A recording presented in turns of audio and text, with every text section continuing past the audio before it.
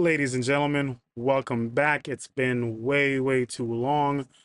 So many new things to go over, so many news articles, so many police interactions that I have not been around for. Guys, I appreciate you, those stuck around. I I need to get back in the groove, as you could probably tell. I appreciate all those that have stuck around with me. I've lost a couple of subscribers, but for those who have stayed around, I appreciate you and I thank you. Let's get back into it. This video is not the first time I've seen it. However, this is a post reaction. It's a video that I saw a while back, but I always wanted to have a conversation about it. So let's get into it. We're following at 5. A Yuba City man won a $20 million lawsuit against the city's police department. This all comes after a use of force case back in April 2020. ABC 10's Jeannie Nguyen is here now to explain the settlement and how the police chief is responding. Laura and Chris, Yuba City Police Chief did apologize to that man during a press conference today. And this all started as a DUI stop, but it ended with that man losing the ability to walk for the rest of his life.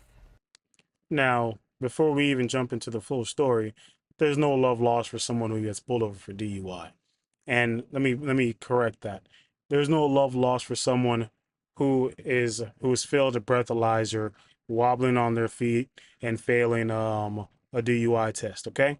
I have no love lost for that. Specifically in situations where we all know it's never the person who's drinking and driving who loses their life. It's always the innocent person. It's always the person going home to mom and dad, you know, the wife going home to her husband and kids, stuff like that. That's the person that loses their lives, although the person usually walks away without even a scratch. So yeah, no love lost about that. But with that being said, it still doesn't mean that the cops are judge, jury, or executioner. And obviously they're neither one of those things, but it kind of seems like that's the kind of role that they played in this one. So let's check it out. Greg Gross was once an active man, but that all changed. Ow, I'm not resisting. In April 2020, when he was stopped by Yuba City police officers for DUI, body camera video shows Gross was handcuffed as officers tried to walk him to the unit, but he ended up on the ground. It's called paying compliance. When you stop resisting. Ow, I'm not resisting. Why are you doing this? Because you're just not going with the program. I can't tell from this position if he's already in the handcuffs, but it looks like he is. So again, that's the next thing. A lot of these videos, guys, I'm gonna try to, unfortunately, I can't really get too much into the nitty gritty of the videos because 9 times out of 10 they're gonna end up getting demonetized or give me issues when it's time to monetize, because that's the goal, all right? So yeah, I can't really tell if he's in handcuffs, but either way, this is one of those situations where it just doesn't feel right to hear somebody tell you, oh, I'm causing you pain, even though you're already in handcuffs. I'm purposely causing you pain because I'm trying to get you to comply. That just seems, again, I don't know, I won't say illegal, but it does seem a bit odd to me when the person's already handcuffed. Shortly after, officers tried taking Gross to the hospital, but once again, Handcuffed. he ended up on the ground. Again, already handcuffed. All right, and if I remember this video correctly, I believe the way he got to that ground is him getting tackled while he was already handcuffed. I could be wrong. You guys can check that out for yourself because once again, I can't really show that kind of stuff, but check it out. Take a look. And we've done it again. Officers didn't believe Gross when he said he couldn't stand up. Stand up. Come on, you're a man. Be a man. Be a man. You can't feel your legs and the officer is telling you to be a man. Being a man is not going to fix that, my guy. It's not going to fix it. I can't feel my legs. You can feel your legs. Gross, with a bloody face, eventually gets wheeled into the hospital.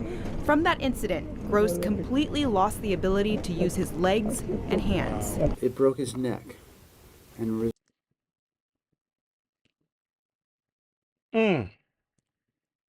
I forgot about that part of that. So, you know, I'm re-reacting to that one authentically. So, yes, I believe that's how that happened. They tackled him. Could be wrong. Check it for yourself. And they broke his neck. I think that's it right there on the picture right next to him. They look like they put some metal rods in his neck. $20 million. That's what it takes, a broken neck. as a result of it breaking his neck, he was paralyzed. During a press conference today, more than 3 years later, Gross settled a lawsuit with Yuba City for 3 years later, that's what it takes for him to get him. That's how long it took him to get his money. 20 years with a broken neck. I wonder who was paying his bills now that he couldn't walk anymore. $20,354,000. Unfortunately, on April 12th, 2020, we missed the mark. And for that, Mr. Gross, I'm sorry. Yuba cop City would Police disagree. Chief Brian Baker emphasized this incident doesn't reflect the service they provide to the community and that changes have been implemented.